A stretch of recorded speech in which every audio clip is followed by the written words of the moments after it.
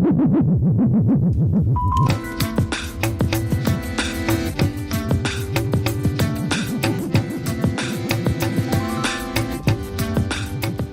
tempo da conversa desta tarde contamos nos nosos estudos co biólogo especializado no estudo lobo Pedro Alonso. Moi boas tardes, Pedro. Hola, boas tardes, que tal? Tamén está conosco César Goldi, que últimamente colleu afición á efervesciencia e nos encantadísimos. Boas tardes, César. Hola, boas tardes. Sobre todo encantadísimo despois de coñecer a boa de Einstein en persoa. A verdade é que sí. E ademais, César, creo que coñeces tamén o convidado desta tarde, por eso te invitamos outra vez. Sí, Pedro Alonso pois andaba pola Facultade de Bioloxía, andaba con millor tivo máis éxito que a min como biólogo. Somos amigos desde fai moito tempo. E non quería perderme de estar en persoa aquí pois na entrevista en Efervesciencia.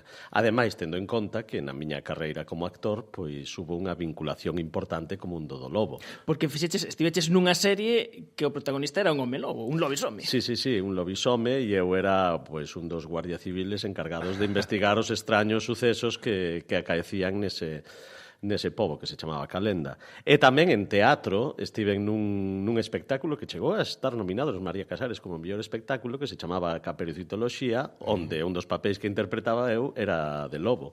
Así que, bueno, e o mundo dos lobos xa desde pequeniño me ten abrallado, non? Xa desde que veía os programas de Félix Rodríguez de la Fuente. E teño a primeira pregunta para... Ben, xa están establecidos os nexos. Para Perico, que era como lle chamábamos os colegas.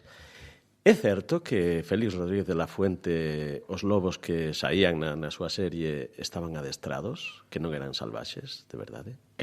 Pois resulta que eu coñecín un dos pastores na Sierra Morena de Castilla-La Mancha, pegando con Andalucía, que lle colleu os primeiros cachorros que Félix utilizou posteriormente para as súas filmacións.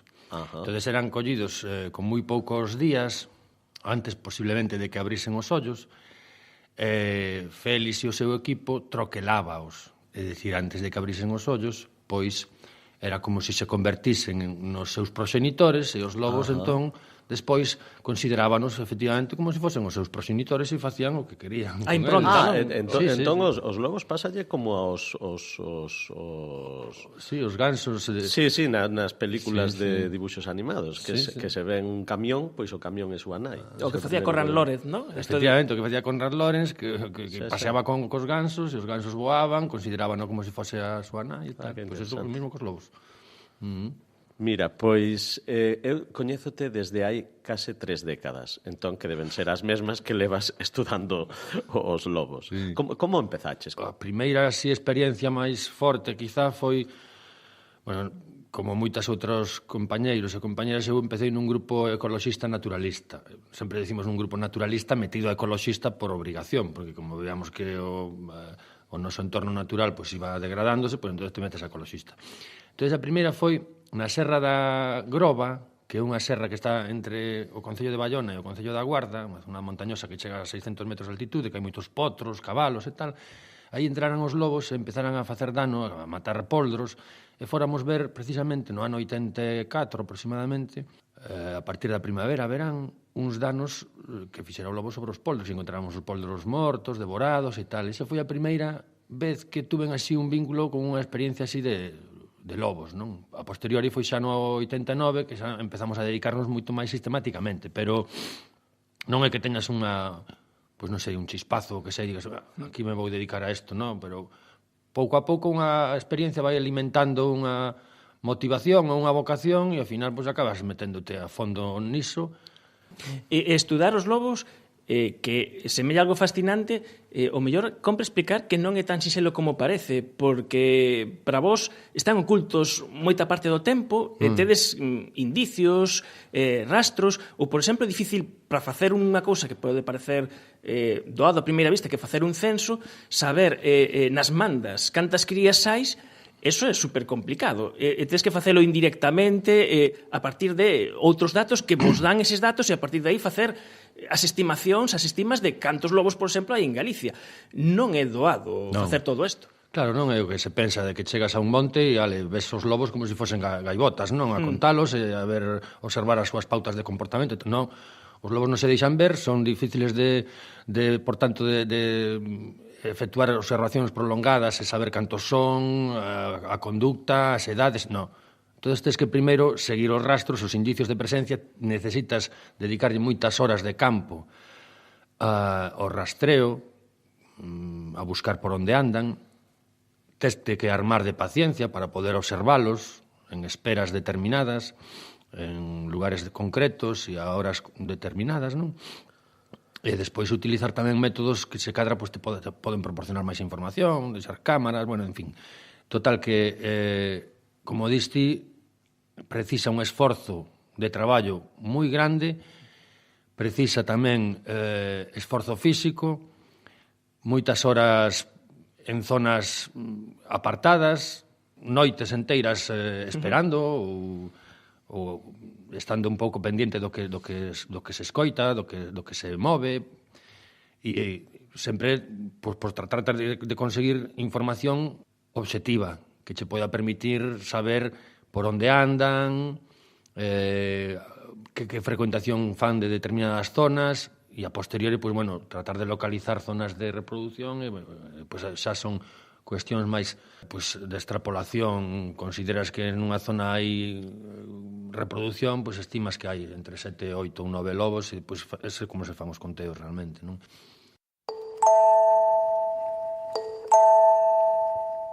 Boa, moi boas tardes. Hola, boas tardes, Perrico. Bueno, perdona, que lle escoitei a César Goldi que te chamaba Perrico. Pedro Alonso. Boas tardes, César Goldi. Hola, boas tardes, aboa. Que tal estás? Ben. Que lle pasa, aboa? Estou che poñendo cara de loba. Moita xente, moitos machirulos estarán pensando agora que estou poñendo unha cara que ten que ver con algo sexual, pero non, estou poñendo cara de astuta e de inteligente, como son as preguntas que fago eu aquí. Mira... Ataque, aboa, ataque. Pedro, teño que confesarche que estou un pouco desconcertada co tema dos lobos, porque me documentei, e para documentarme o que fago é baixar a terra dende o alén e preguntarlle a xente, e vexo que por un lado os urbanitas pensan que o lobo é algo así como un ser mitolóxico e ancestral, e para a xente da aldea, en cambio, o lobo, canto máis lonxe, mellor. Non entendo. Pois sí, a verdade é que hai unha polarización importante entre o mundo urbano e o mundo rural, no que a concepción do lobo. Pois no rural galego hai tamén un sentido atávico, tradicional, as tradicións son ancestrais, entonces, bueno, pois os animais críanse, os animais concíbense pois para producir, para alimentarse. Houve durante moitísimos séculos unha economía familiar de subsistencia, por tanto, existe pois unha alta consideración do que é a facenda, non? Tanto facenda menor como a facenda maior, etc., non? A parte deso, pois a tradición alimentou sempre un misterio, un algo oculto, un trasfondo, non? Que se transmitían pois na lareira, eses contos que tan habilmente transmitiu por escrito escritores como Ángel Foles. Sí. Entonces, desde o rural se ve o lobo como un adversario, pero ao mesmo tempo tamén como algo simbólico que se respeta.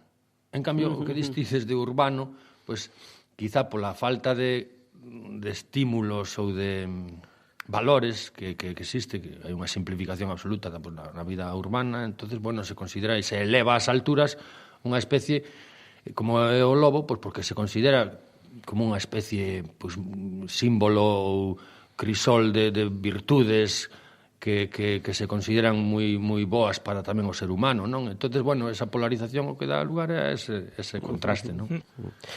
Mira, falando de lendas urbanas, hai unha lenda rural que está referida á existencia de criadeiros secretos que logo se fan soltas indiscriminadas, non? Criadeiros secretos que se teñen atribuído que sei a Greenpeace ou a...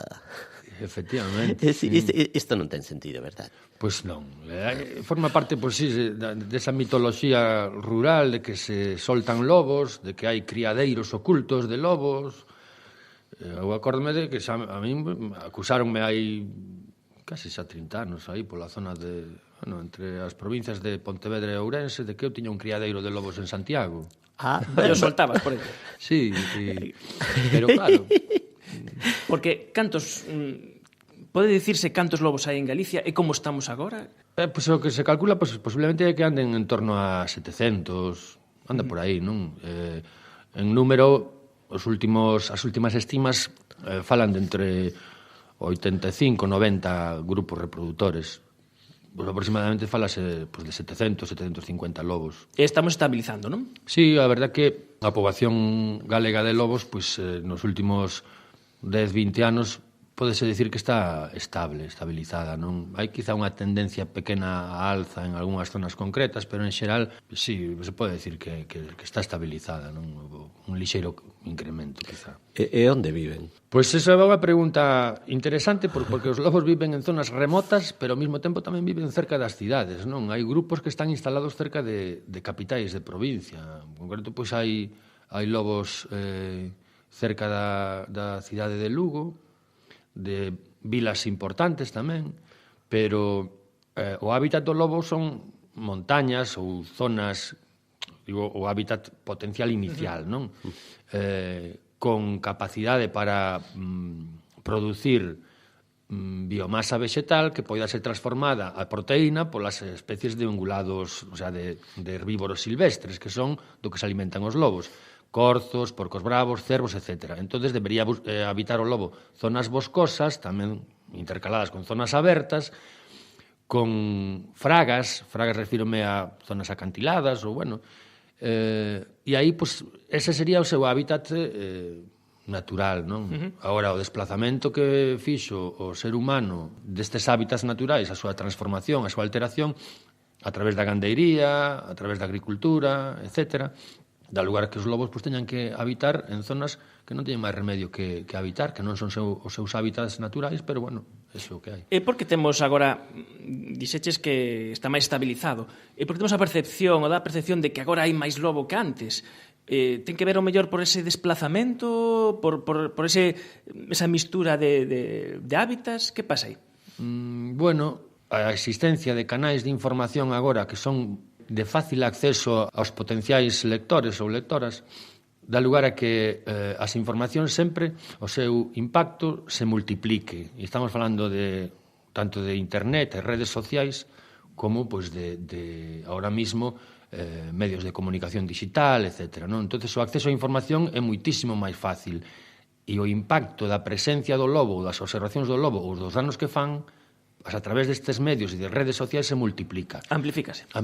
Entonces, dá a sensación como que houbera lobos por todos lados. E desde os finais dos anos 70, primeiros dos 80, a realidade é que o número de grupos reproductores e o número de lobos en Galicia prácticamente oscilou entre en horquillas de 10 ou 15% para baixo ou para arriba. En realidad non hai máis lobos que antes, sabes? Pero eu creo que a percepción non reflexa realmente o que está a acontecer. Porque entonces aí o papel dos medios é importante e, ademais, precisamente, a semana pasada deches unha palestra na Facultade de Ciencias da Educación xunto coa profesora Blanca Puig do Grupo Roda, no que falabas que a imaxe que se transmite os medios, que transmitimos os medios do lobo, é unha imaxe tirando para o sensacionalismo. Sí, o que viña dicindo é que, claro, para poder canalizar información e ao mesmo tempo poder colocar a túa publicidade desde o punto de vista dun medio de información, dunha empresa do sector da comunicación, pois necesitas presentar a información como algo atractivo, simple e que poida ser facilmente consumida. Por tanto, necesitas facer algo brillante, algo que chame a atención. E aí caemos no sensacionalismo, non? E se hai 30 anos os medios de comunicación contribuíron decisivamente, hai de 30 anos para cá, e 15, 20 anos, contribuíron decisivamente a que as administracións interiorizasen a necesidade de pagar compensacións económicas aos danos que facía o lobo para poder favorecer a conservación desta especie. Hoxe en día, os medios de comunicación sumidos nesta competencia que digo eu polo consumidor ou consumidora da información, estean, digamos que, descuidando un pouco o rigor informativo, por así decirlo. E o mellor, o que compre explicar é que os cambios acontecidos no rural galego aceleradamente nos últimos tempos, decir, 10, 15, últimos 20 anos, poden explicar tamén en parte o que estamos vendo? Porque antes había poldros no monte, que esa era unha fonte que tiñan aí os lobos, e que agora, ao non haber isto, ou desaparecer o pastoreo, os lobos teñen que buscarse, como quen di, a vida e pescar noutros lados. Sí, os cambios son terribles, porque imaginádevos que a sociedade galega rural pasou en un corto período de tempo, en menos de 30 anos, pois casi dunha economía de subsistencia a ter que profesionalizarse basicamente no sector terciario, na emigración. A emigración basicamente é unha emigración interior, porque se fala moito de emigración exterior, é dicir, fora de Galicia, pero a emigración interior que se produce entre aldeas, lugares cara ás vilas, é terrible. Entonces hai unha ausencia pola semana dos eidos nativos, non? Para volver ao fin de semana. Entonces eso permite tamén desenvolver unha serie de aproveitamentos que non máis que son percibidos como estar presentes durante o fin de semana. Entonces aí surxe o conflicto, porque pretendemos rendabilizar terras de monte ou terras agrarias con gandería, por exemplo, extensiva, non? Sin dedicarlle o necesario control. E o que acabas de decir ti, Manuel, de que se produce, por outro lado, descensos en cabanas gandeiras, como pode ser as de cabalos, hai menos disponibilidade de alimento en algunhas zonas procedente das especies silvestres para o lobo, entón eso dá lugar a ataques repetitivos, recurrentes en algunhas zonas. E iso, evidentemente, é un drama para algunhas economías familiares, non? Pero aí hai un cambio, non? Ese cambio de decir, bueno, pois tiña o lobo busca as súas presas, tiña unha disponibilidade de alimento que estaba per se no monte, ese alimento que ten un factor humano está a desaparecer, entonces eso pode explicar os ataques a vacas e todo isto pode explicarse que é máis difícil, supoño, que para un lobo ter que internarse a atacar unha explotación que o mellor pois atacar pois un poldro, non? Por exemplo. Bueno, tamén temos que considerar que unha parte importante da poboación galega de lobos, por así decirlo, o tercio que mira cara ao mar, cara á costa, ocupa hábitats moi alterados. A disponibilidade de alimento nestas zonas basicamente pois é de gando. En forma de poldros, cabalos de monte ou vacas, tamén de carne criadas en réxime semi-extensivo, ou agora mesmo tamén pois, de vacas das explotacións lácteas que pastan tamén en semi-extensivo. Non? As densidades, as abundancias de especies silvestres nestas zonas son moi baixas. Entón é difícil realmente desenvolver unha conservación do lobo para poder amortecer toda a alarma social que supón un nivel de ataques á gandería como que supón actualmente isto, non? Entón, non se poden pretender aportar solucións ou suavizar este conflicto a corto plazo, porque implicaría modificar os hábitats, facerlle sitio a especies de herbívoros silvestres. Estas zonas son zonas densamente pobladas, con un número de kilómetros de carreteras, de estradas asfaltadas por kilómetro cuadrado moi elevado, a elevada densidade de especies de herbívoros silvestres, por exemplo, por corabo ou corzo, nestas zonas trae conflictos tamén co tránsito de vehículos, non? Pero hai que facer o esforzo. Evidentemente, se queremos ter unha poboación estable de lobos sin ningún conflicto de tipo xenético, pois debemos facilitar que existan lobos no territorio, non, de maneira coherente. Pero iso pasaría tamén por recuperar os hábitats, implementar medidas preventivas para evitar ataques na gandería e facilitar pois, que estas especies de herbívoros silvestres pois, teñan tamén o seu lugar no espacio de monte, non, de Galicia. Mira, como... A ver, que lle pasa a boa? Por que me mira así? Porque aquí as preguntas interesantes as fago eu, entendes, César Goldi? Bueno, pregunte. Perdoade. Que haces? Como é a estrategia de caza dos lobos? agora que falabas dos herbívoros e tal, podense defender os poldros e os corzos dos ataques dos lobos? É que aí hai unha cousa, eu vi un tuit moi interesante, un debuxo, unha reflexión sobre os documentais de natureza, no que decía que cando vías un de leóns, te poñías de favor do león que ten que cazar, e cando vías un de gacelas, te poñías de favor da gacela que tiña que escapar. O sea, que segundo fose o enfoque, te poñías dun lado ou do outro. Pero como cazan os nosos lobos? Bueno, claro, o ser humano hai tempo que deixou de ser, na maior parte do planeta, unha especie fornecedora de proteínas para os depredadores, non? Nos non nos damos conta disso, non somos conscientes, pero en algúns lugares do planeta seguimos sendo presas de especies como cocodrilos, osos polares, osos pardos, etc. Non? Entonces, o mundo é así. E nós, somos unha especie que xa non nos damos conta disso, pero os lobos depredan en Galicia, por exemplo, de poldros, por exemplo, entre os meses de marzo a abril, que onde coincide máis ou menos a parideira das eguas, hasta agosto, setembro, outubro, basicamente, ali onde hai cabalos de monte, depredan sobre os poldros. Despois, en zonas máis de monte, que hai corzos e porcos bravos e tal, basicamente van as crías de corzo a partir de maio, que cando paren as corzas, tamén hasta agosto, setembro, así, non? E cada especie, falo de corzos ou de poldros e tal, os lobos desenvolven unha estrategia determinada de caza. Entón, uns cachorros de lobos que nacen no seo dun grupo reproductor especializado na captura de corzos, vai ter difícil subsistir nun territorio, o cal dispersa, por exemplo, que se vai vivir ali, onde se vive de poldros, necesitaría tamén ter un período de aprendizaxe. Entonces, é curioso porque para convertir un cachorro de lobo nun animal depredador eficiente se precisa un aprendizaxe. E ese aprendizaxe implica aprender estrategias de caza. Para cazar un corciño, primeiro que hai que facer é localizalo, escoitar, porque ás veces os corciños están ocultos nos matos, nas uces, e chaman de vez en cando polas nais, e entonces, como nesa época, hasta mes e medio, 2 meses de vida, prácticamente non teñen... é difícil localizarlos polo olfato, porque as nais se esforzan en lambelos, en limpialos, para que non ulan, non? Pois únicamente polo sentido do oído se pode localizar. Entonces os lobos teñen que aprender esas estrategias.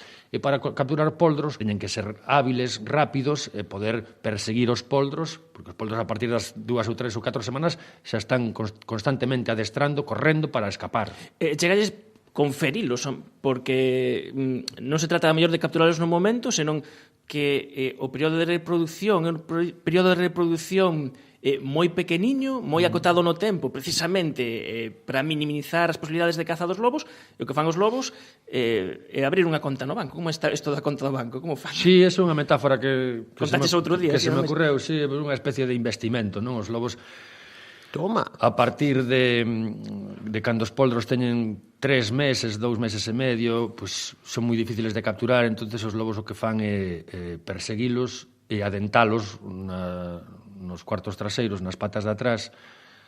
Ás veces non se dan capturado, porque suxeitalos, amarralos, derribalos e matalos, non é tan fácil, non? Entón, adéntanos pola parte de atrás, os poldros escapan, feridos, ás veces con severas lesións, esas lesións infectanse e ao cabo dunha semana ou 10 días acaban morrendo estes poldros. Entón, os lobos saben perfectamente os poldros onde os tocaron, nesta ladeira ou nesta rega, aquí hai un poldro, vamos. Entón, pasan por ali cada X tempo, iso é unha especulación que teño eu, e entón saben cando o poldro está máis debilitado, volven a actuar, entón tocan igual 3 ou 4 poldros en un monte amplo e van tendo, eso que digo eu, unha conta no banco. Esa conta no banco vai rendendo ao pasar o tempo, non? Pois eso en que consiste a... Mira, a min díxome un paxariño que ti tiveches xa, e que che vai ese tema, non? O tema experiencias no tema do audiovisual. Iso contei eu a boa. Sí, aquí está o pajarraco este. Mira, Todo isto daría para un documental magnífico, non? Un documental xenuinamente galego sobre os lobos, quen sabe, con máis derivacións sobre todo isto tan interesante que falabas das migracións interiores, todo isto, non? Hai algún proxecto por aí? Sí, estamos uns compañeiros, máis eu, sí, facendo un documental. Facendo o guión ou xa facendo o No, documental? está prácticamente, temos moi avanzada a fase de grabación, prácticamente está rematada. Que primicia, Manuel. Sí, falta a fase de edición. O que trata ese documental é de descrever a vida dos últimos pastores de ovellas e cabras nas serras do macizo central da provincia de Ourense. Ultimísimos. Os últimos pastores, quedan 7 nada máis dormindo no verán en cabanas que hai no alto das montañas, e os lobos que hai nesas zonas. Entón é moi interesante porque se mezcla tanto a mitoloxía como a tradición, a cultura, son zonas que sabedes que no Entroido teñen unha peculiar celebración do Entroido, e iso é debido a que eran sociedades pastoriles, e tamén unha zona con presencia notable, significativa de lobos, pero lobos que agora mesmo non apenas fan dano. Entón é unha maneira de plasmar como a través da prevención do uso de cans mastíns especializados se pode tratar de favorecer a convivencia entre os lobos e os pastores. O pastorio e a gandería está en señor. Eu tive a sorte de ver un tráiler do documental e ten moi boa pinta. Que privilexio. Moi ben currado, e además facendo uso das tecnoloxías, con videotrampeo, con drones, bueno, con todo o que ten que ter agora un documental. Moitas gracias. Mira, Manuel, podo facer unha pregunta? Bueno, aquí co permiso da aboa tamén. Bueno, vale, pero despois temos que falar deste tema, Manuel, de que veña aquí César Galdi. Mira, que meu pai traballou de forestal e sempre contaba que moitas das cousas que se lle atribúen aos lobos, agora que falabas de mesturalos con cans e tal, que realmente habería que atribuirllas o que lle chaman os cans asilvestrados. Que hai de certo nisto? Ou é tamén unha lenda rural? O dos cans asilvestrados. En realidade, eu creo que máis que falar de cans asilvestrados, que agora xa eu creo que poucos pode haber, non? Antes podía haber máis. Son cans incontrolados, cans que durmen a cuberto nas casas das aldeas e de repente xúntanse igual 1, 2 ou así e atacan un fato de ovellas. Eu teño unha cadela de raza podenco que se a deixo solta, pues, me crea unha asociación de afectados polas súas fechorías, porque vai as galiñas, non? E así como os podencos van as galiñas, pues, algunhas razas de variedades de cans, como os huskies, por exemplo, poden atacar as ovellas. Entón, aí realmente non podemos establecer unha cifra, non? Pero en outros lugares fala de igual entre un 10, un 15 ou un 20% de ataques atribuídos aos lobos que en realidad serían destes cans incontrolados, ¿no? Vi unos cachorros, unos cachorritos, entonces yo me puse a jugar con ellos y me metí en la cueva y resulta que me quedé dormido, vino la loba y se quedó así enfocándome con los ojos y yo me arrinconé allí contra la roca, vino y me empezó a lamerme y ya uno más de lapear. Explicamos, escribiches en Cerna que hai un círculo que se abre e se pecha en Rante. Que é isto? Bueno, en Rante hai... no ano 74 aproximadamente houve ataques atribuídos a lobos, a nenos, a nenas que estaban cos pais ou cos avós no campo, non? E parece ser que un par de nenos que morreron por ataques de lobos. Era unha época en que a presencia humana no campo era maior, a transformación tamén era moito maior, non había o boom, por así dicilo, de densidades elevadas, significativas de especies silvestres. Bueno, o caso é que se registraron un par de ataques de lobos a nenos, e hoxe en día, pues, digo que se pecha en Rante, pues, porque ali habita ahora en Rante unha persoa moi peculiar. Que vimos de escoitar. Que escoitamos Marcos. Na radio, sí, Marcos, que con 7 anos ou así, pues, quedou a vivir só na Serra Morena. Eu estuve na zona buscando lobos, na zona onde el pasou prácticamente 11 anos a vivir na natureza máis salvaxe, e é unha zona moi espectacular. Eu, a verdad, que atribúo así, pues sí, non, todas as cousas que conta, pues non me é difícil de darlle crédito, non? Entonces, pues a verdad que el ten a facultade de contar esa experiencia vital e os nenos, as nenas, pois, a verdade é que cando o escoitan estas cousas, pois, se maravillan, non? Se quedan boquiabertos, non? E é unha oportunidade, pois, tamén de presentar outra, a nivel, digo, de educación ambiental, de pedagogía, pois, unha forma, outra perspectiva distinta dos lobos, non? E por eso digo que é un círculo que se pecha en Rante, pois porque despois de 30 anos daquela experiencia tan negativa, pois agora quizá pois, hai oportunidade de darlle outra visión e outro enfoque, non? El está vivindo agora en Rante, precisamente. Pois sí, el vive en Rante, desplázase ás veces para contar a súa experiencia pois a Madrid ou a Barcelona ou aquí mesmo a Galicia, non? Para contar esta historia.